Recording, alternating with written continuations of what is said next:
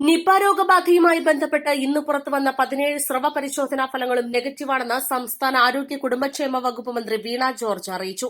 Malappuram collectorate conference ഹാളിൽ വൈകിട്ട് ചേർന്ന നിപ അവലോകന യോഗത്തിന് ശേഷം സംസാരിക്കുകയായിരുന്നു മന്ത്രി. ഐസൊലേഷനിൽ കഴിയുന്നവർ 21 ദിവസത്തെ ക്വാറന്റൈനിൽ തുടരണമെന്നും പ്രോട്ടോകോൾ ലംഘിക്കുന്നവർക്കെതിരെ പൊതുജനാരോഗ്യ നിയമപ്രകാരമുള്ള നിയമ നടപടികൾ സ്വീകരിക്കുമെന്നും മന്ത്രി അറിയിച്ചു.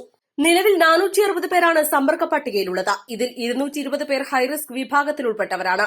ഹൈറിസ്ക് വിഭാഗത്തിൽ ഉൾപ്പെട്ടവരിൽ 142 പേർ ആരോഗ്യ പ്രവർത്തകരാണ്. സമ്പർക്ക പട്ടികയിൽ ഉൾപ്പെട്ട 19 പേരാണ് വിവിധ ആശുപത്രികളിൽ അഡ്മിറ്റായി ചികിത്സ തുടരുന്നത്. മഞ്ചേരി മെഡിക്കൽ കോളേജിൽ 17 പേരും തിരുവനന്തപുരത്ത് 2 പേരുമാണുള്ളത്.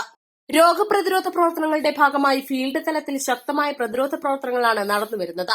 പാണ്ടിക്കാട്, ആനക്കയം ഗ്രാമപഞ്ചായത്തുകളിലായി ആരോഗ്യവകുപ്പിന്റെ നേതൃത്വത്തിൽ ഇതുവരെ 18,055 വീടുകൾ സന്ദർശിച്ചു.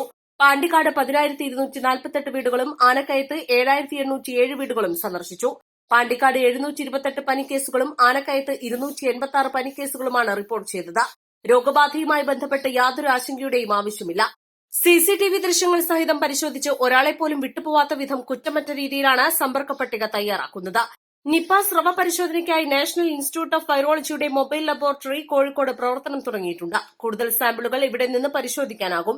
സമ്പർക്ക പട്ടികയിലുള്ളവർക്കായി ശക്തമായ മാനസിക പിന്തുണയാണ് നൽകി വരുന്നത്. നിപ സംശയ നിവാരണത്തിനായും മാനസിക പിന്തുണയ്ക്കായും ആരംഭിച്ച കോൾ സെന്റർ വഴി 329 പേർക്ക് പിന്തുണ നൽകാനായി. നിപ ബാധിത മേഖലയിലെ സ്കൂളുകളിൽ ഓൺലൈൻ വഴി ക്ലാസ് നടക്കുന്നുണ്ട്. സമ്പർക്ക പട്ടികയിൽ ഉൾപ്പെട്ടതുമൂലം ക്ലാസുകളിൽ ഹാജരാവാൻ സാധിക്കാത്ത മറ്റു സ്കൂളുകളിൽ പഠിക്കുന്നവർക്ക് ഓൺലൈനായി പഠനം നടത്താനുള്ള സംവിധാനം ഒരുക്കും. പ്രതിരോധ പ്രവർത്തനങ്ങളുടെ ഭാഗമായി ബോധവൽക്കരണ ക്ലാസുകളും പരിശീലനങ്ങളും നൽകി വരുന്നുണ്ട്. വവ്വാലുകളിൽ നിന്നും സാമ്പിൾ ശേഖരിക്കുന്നതിനായി പൂനെ NIVയിൽ നിന്നും ഡോക്ടർ ബാലസുബ്രഹ്മണ്യന്റെ നേതൃത്വത്തിലുള്ള വിദഗ്ധ സംഘം രോഗബാധിത മേഖലയിലെത്തി പ്രവർത്തനം തുടങ്ങിയിട്ടുണ്ട്. വവ്വാലുകളുടെ സ്രവ സാമ്പിൾ ശേഖരിച്ച് വൈറസിന്റെ സാന്നിധ്യം കണ്ടെത്തിയാൽ ഇവർ ജനിതക പരിശോധന നടത്തും. വവ്വാലുകളുടെ സാന്നിധ്യം കണ്ടെത്താനായി രോഗബാധിത പ്രദേശങ്ങളിൽ CCTV ക്യാമറകൾ സ്ഥാപിച്ചിട്ടുണ്ട്. വൈറസ് സാന്നിധ്യമുണ്ടെങ്കിൽ കണ്ടെത്തുന്നതിനായി മൃഗസംരക്ഷണ വകുപ്പിന്റെ നേതൃത്വത്തിൽ കന്നുകാലികളിൽ നിന്നും വളർത്തുമൃഗങ്ങളിൽ നിന്നുമുള്ള സാമ്പിൾ ശേഖരിച്ച് ഭോപ്പാലിൽ നിന്നുള്ള വിദഗ്ധ സംഘത്തിന് കൈമാറുന്നുണ്ട്. നിപ രോഗബാധയുമായി ബന്ധപ്പെട്ട് സോഷ്യൽ മീഡിയയിൽ വ്യാജവാർത്തകൾ പ്രചരിപ്പിച്ചതിനും വിദ്വേഷ പ്രചരണം നടത്തിയതിനും 2 കേസുകൾ പോലീസ് രജിസ്റ്റർ ചെയ്തിട്ടുണ്ട്.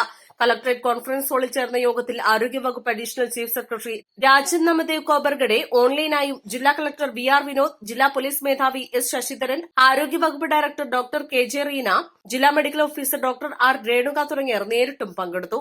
East live, Malappuram.